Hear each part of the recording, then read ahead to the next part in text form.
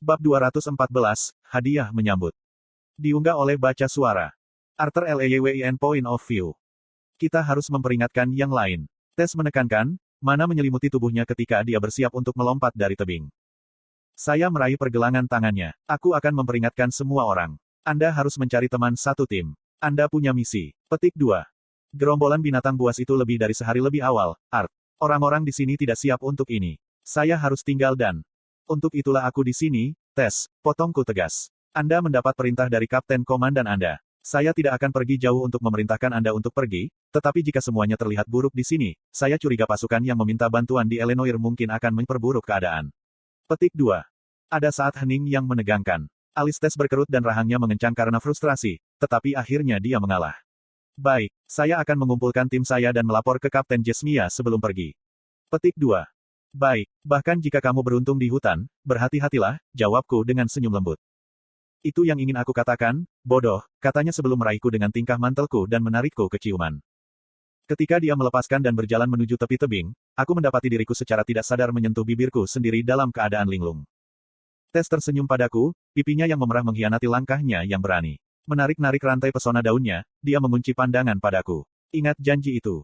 Aku balas tersenyum, terlalu sadar betapa panasnya wajahku. Aku janji, jawabku, mengangkat setengah jimatku yang menggantung di leherku. Dan seperti itu, Tes melompat dari tebing, berlayar seperti komet Zamrud.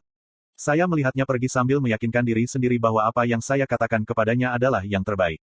Saya tidak ingin dia tinggal di sini. Bahkan jika dia adalah salah satu dari sedikit penyihir di benua ini yang tidak akan memperlambat saya tahu bahwa saya tidak akan bisa keluar semua tanpa khawatir tentang dia.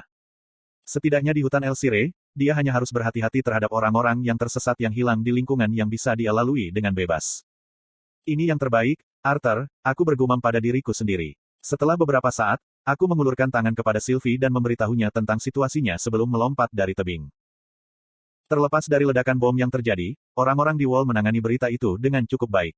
Itu tidak berarti mereka tidak panik, tetapi dengan kepemimpinan yang ketat dan fakta bahwa sebagian besar orang yang hadir adalah prajurit terlatih atau petualang veteran, mereka cepat beradaptasi.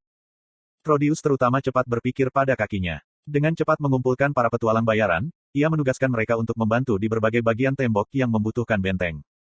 Pekerja melanjutkan upaya mereka di dalam rute bawah tanah yang mengarah keluar dari tembok dengan bantuan beberapa tentara.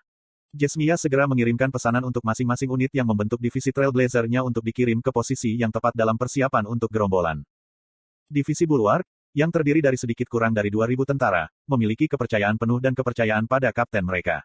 Mungkin itu karena kami berada di pertahanan dan memiliki tembok besar untuk melindungi kami, tetapi bahkan mengetahui bahwa mereka kalah jumlah, mereka siap untuk berbaris di luar tembok tanpa ragu-ragu. Dalam kurun waktu 1 jam, pemanah dan tukang sulap diposisikan di setiap lantai tembok di belakang celah panah. Pasukan huru-hara, baik prajurit maupun augmenter, sedang diajukan ke formasi tepat di belakang pintu masuk yang mengarah ke bis Glades, bersiap untuk maju ke pertempuran melawan gerombolan binatang yang mendekat. Sedangkan untuk diriku sendiri, aku menunggu di dalam tenda pertemuan dengan Sylvie. Proteus dimakamkan di belakang beberapa tumpukan kertas di mejanya, meninggalkanku dengan beberapa saat damai saat aku memeriksa isi cincin dimensiku. Satu-satunya hal berguna yang saya miliki di dalamnya adalah daun sebalat, retak dan patah tetapi masih lebih baik daripada senjata lain yang saya gunakan. Aku mengeluarkannya, memeriksa retakan dan serpihan yang tersebar di seluruh bilah kayu bening. Saya benar-benar berharap senjata sialan ini di tangan saya akan terwujud, saya mengutuk di kepala saya. Sekarang akan menjadi saat yang tepat, Sylvie setuju. Umum, tolong, pertimbangkan kembali. Izinkan kami menemani Anda, suara berat Gavik bergema. Saya melihat petualang kekar dan penyihir berambut keriting di sampingnya. Seperti yang saya katakan sebelumnya, tugas Anda adalah mendukung pasukan di sini. Kalum angkat bicara, frustrasi tampak jelas dalam suaranya. Komandan Virion secara pribadi memilih kami berdua untuk membantu kamu dalam pertempuran. Jika sesuatu terjadi setelah mengirimmu sendiri. Aku tidak memandang rendah kalian, tetapi kemungkinan sesuatu terjadi padaku dan Sylvie hanya meningkat jika kalian berdua ikut dengan kami, kataku, tidak mengalihkan pandangan dari balat daun. Maaf permisi, ayah, aku membawa senjata yang kamu minta, sebuah suara yang jelas terdengar. Aku mendongak untuk melihat seorang wanita jangkung dengan mata merah cerah dan kulit gelap yang tampak lebih gelap dengan bercak jelaga. Di lengannya yang kencang ada 2 pedang, satu lebih panjang dari yang lain. Ah, masuk, senyir. Proteus melambai pada wanita itu, senyum langka di wajahnya. Arthur, ini senyir Flamesword. Putri saya dan pandai besi Master Tembok. Petik 2. Tes menyebut tuan seorang gadis kecil sebagai senyir saat kami berkeliling tembok. Tes bahkan tampaknya memiliki hubungan yang baik dengannya, tetapi meski begitu. Penyebutan kata "putri" yang datang dari Trodius membuatku kesal. Kenangan Jasmine saat dia menceritakan kisah hidupnya muncul kembali, meninggalkan rasa tidak enak di mulutku. Tetap saja, aku tetap menjaga perasaan pribadiku tentang Kapten Senior dan memperkenalkan diriku pada wanita itu. Arthur Lewin, senang bertemu dengan Anda, kataku, membalut daun sebalat. Senyir di sini adalah salah satu pandai besi terbaik di Sapin, bahkan setara dengan pandai besi utama Darv karena kontrolnya yang sangat baik dan penerapan sihir api selama proses penempaan, Trodius membual. Kemarahanmu membanjiri aku, Sylvie menyampaikan dengan lembut. Iklan. Saya tidak bisa menahannya. Aku mendengar dari Tesia bahwa kamu lebih suka pedang yang lebih tipis, kata Senyir saat dia menyerahkan padaku kedua pedang yang lebih panjang. Aku yakin itu jauh dari level yang sama dengan senjatamu, tetapi ayahku memberitahuku bahwa kau akan berperang untuk waktu yang lama. Memiliki beberapa senjata cadangan tidak akan membahayakan Anda. Petik 2. Terima kasih, jawab saya, mengambil pedang dari sarungnya yang tanpa hiasan. Dengan cincin yang tajam, mata pisau emas pucat dengan lebar 3 jari mulai terlihat. Setelah menguji keseimbangannya dengan beberapa ayunan, saya mulai menyalurkan mana ke dalam blade. Pedang tipis itu berdengung ketika api, angin, air, dan bumi semua mulai berputar di sekitar bilah dengan harmonis. Aku terus menyuntikkan mana ke dalam pedang sampai aku bisa melihat bilah mulai memburuk. Tidak buruk. Aku pikir itu sudah cukup, aku mengerutkan kening, menghapus sihir yang mengelilingi pedang baru dan memasukkannya kembali ke sarungnya. Senyir tidak bisa menyembunyikan kekecewaan di wajahnya saat dia menerima kata-kataku dengan membungkuk. Aku merasa terhormat. Menempatkan pedang yang lebih panjang ke dalam cincin saya dan mengikat yang lebih pendek ke pinggangku bersama daun sebalat, aku menoleh ke Trodius. Siapkan pasukan darat siap untuk maju segera setelah aku pergi. Aku tahu rencananya, Jenderal. Jangan khawatir tentang kami dan kembali utuh, jawab Trodius. Kami akan menunggu sinyalnya. Tanpa berkata apa-apa, aku berjalan melewati Senyir Flamesword dan melangkah keluar dari tenda, hanya untuk disambut dengan sorakan nyaring. Di sekitar kami ada tentara, pedagang, dan petualang yang bertepuk tangan dan meneriakkan nama saya.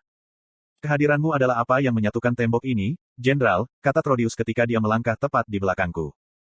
Itu luar biasa, untuk sedikitnya. Tetapi alih-alih merasakan kebahagiaan atau kebanggaan menjadi pusat perhatian, saya diliputi ketakutan karena di dalam kerumunan, saya melihat ayah saya. Dia seharusnya tidak berada di sini. Jika mereka ada di sini, itu berarti sisa tanduk kembar ada di sekitar sini juga. Tidak, mereka seharusnya di Black Band City, jauh dari pertempuran ini. Sylvie meremas tanganku. Arthur, semua orang memperhatikan. Petik 1. Saya tidak peduli. Aku ingin lari ke ayahku sekarang dan memintanya pergi bersama ibu dan tanduk kembar yang pasti ada di sini. Tetapi saya tidak bisa. Satu pandangan dari ayahku menghentikan langkahku. Pria yang membesarkanku bersama Elis berdiri di antara unit tentara yang akan bertarung di luar perlindungan tembok. Dia memiliki ekspresi yang tegas sehingga, bahkan sebagai seorang jenderal, saya tidak berani menghentikannya. Saya takut jika saya menghentikannya dan semua orang di sini, mereka tidak akan pernah memaafkan saya. Tidak apa-apa, Arthur. Jika semuanya berjalan sesuai rencana, sebagian besar prajurit ini akan berhasil keluar hidup-hidup dan ayahmu adalah salah satu yang lebih kuat dari mereka, kataku, berharap bisa menenangkan diri. Menelan kegelisahan dan rasa takut yang menumpuk di dalam diriku, aku memberi hormat kepada orang banyak, mengunci pandangan dengan ayahku. Dia memberi hormat kembali dan, meskipun kami belum lama berselisih, dia tersenyum padaku. Aku bertukar pandangan dengan Sylvie, dan dengan anggukan, dia beralih ke bentuk drakoniknya. Ini memacu gelombang lain sorakan saat aku naik. Tangan saya gemetar ketika saya akhirnya merasakan gawatnya situasi. Saya telah membawa saudara perempuan saya ke sini. Orang tua saya ada di sini dan juga Twin Horns. Mereka, serta kehidupan semua orang di sini bersorak, bergantung pada saya. Kau tidak sendirian, Arthur, kata Sylvie sambil membentangkan sayap obsidiannya. Tidak ada yang berubah dari ketika kamu membuat keputusan untuk membawa Ellie. Dia benar, meskipun gerombolan binatang itu tiba sehari sebelumnya, persiapan telah dilakukan tepat waktu.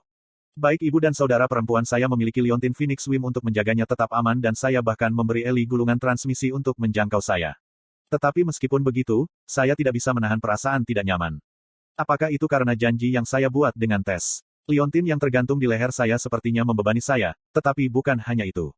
Waktu dari semua yang terjadi tampak tidak aktif. Fokus, Arthur, Anda akan berperang. Mencengkeram paku di leher Sylvie, aku bergumam, ayo pergi. Ikatan saya menarik kepalanya kembali dan mengeluarkan raungan memekakkan telinga, mengguncang seluruh tanah. Beberapa pedagang tersandung dan jatuh ke tanah tetapi itu hanya membangkitkan semangat ketika kerumunan menanggapi kembali dengan sorak-sorai mereka sendiri. Kami naik dengan satu ketukan dari sayap lebar Sylvie, membersihkan ketinggian dinding hanya dalam beberapa detik.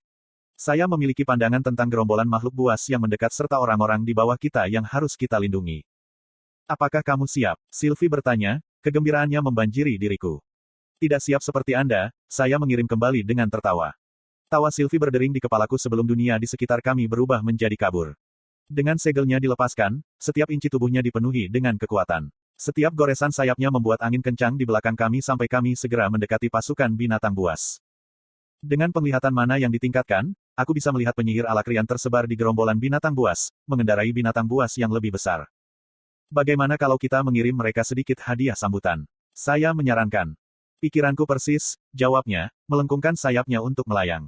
Ruang mulai terdistorsi ketika mana berkumpul ke mulut terbuka Sylvie. Bola putih keemasan terbentuk dan tumbuh lebih besar dengan setiap napas yang lewat sampai lebih besar dari saya.